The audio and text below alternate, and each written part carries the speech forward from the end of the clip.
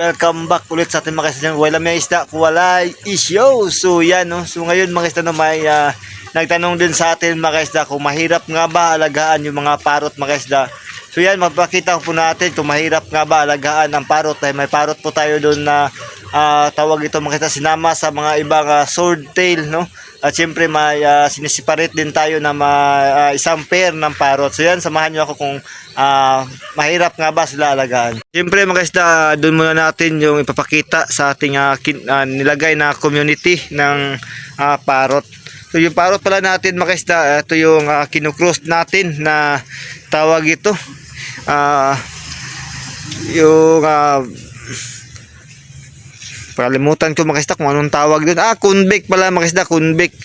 So yan no, convict mga isda, ito yung long body talaga na convict dati, tapos kinukross natin sa polar mga isda no. So yung polar kasi mga isda maliliit yung polar na parot. So tapos inungatin po silang kinukross breed. So lumabas yung ating parot na tawag ito albino. So kagaya niyan mga isda oh. So yan po ay albino na parot. Yan. Ito mga isda, kagandahan po ito sa parot mga isda. Hindi talaga mahirap alagaan. Kung nakikita nyo mga isda yan. Yeah.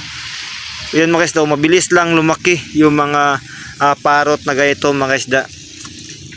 I-compare po natin sa parot na blue polar mga isda. Maliliit talaga na klase yun. So ito mga isda, hanggang ganito kalaki yung tawag ito, yung parot na natin mga kaisda. Yan. Ito mga isda, dito lang talaga ito nangingitlog. At siyempre dito din tawag ito mga isda, mag-harvest tayo ng kanilang anak no. At ito mga isda no, ang kagandahan nito sa parot mga kaisda, yung mga itlog nila pag once na mapisa o hindi pa mapisa mga isda, kanila talagang binabantayan para wala talagang makalapit no. Ito mga isda kasi para itong flower horn.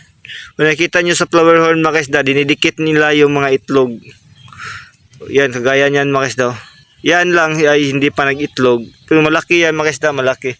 So syempre mga isda no, hindi mahirap alagaan yung parot. Kaunti na lang yung mga similya dito mga isda dahil kinukuha na po natin at atin na pong binta. So doon mga isda, may isang pair po tayo na nilagay doon. So syempre pakita natin at puntahan din natin yon. Tara mga isda.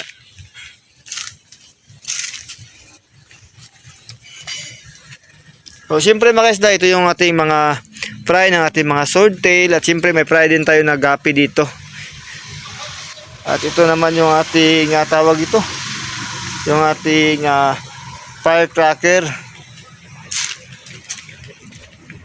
So yan, shout out pre, shout out. So ito na mga isda. So yan, ito yung ating mga parot na similya mga isda. At syempre may tawag ito, yung breeder din natin is nandyan. Isang pair po kasi ito mga isda. Yung isa nito mga isda is nandun po sa ibaba. Nag-itlog din kasi ito mga isda, kaya masasabi ko mga isda, hindi talaga mahirap alagaan yung mga parot. Yung parot pala natin mga isda is albino itong parot natin. Pero hindi pa ito nakatingan mga isda. Kung nakikita nyo sa mga pet shop mga isda o sa mga tawag ito mga isda, sa mga nagbibenta na walang buntot o tinatawag nating caudal mga isda, yan po ay kinakat no. So yan siyempre mga isda, pakita din natin yung paano mag-cut po ng mga buntot nito o tinatawag nating caudal mga isda no, para yung mga bumibili is alam talaga nila kung bakit ganyan talaga yung mga buntot na mga tawag ito na mga parot, nagiging hard chip. Ang tawag na po niya mga isda, hard chip parot na po. So yan mga isda no, sana may kaunti po kayong idea. At mahirap nga ba alagaan? Hindi po mahirap alagaan mga isda ang mga parot. So yan mga isda no, maraming salamat at God bless po sa ating lahat mga kaisda.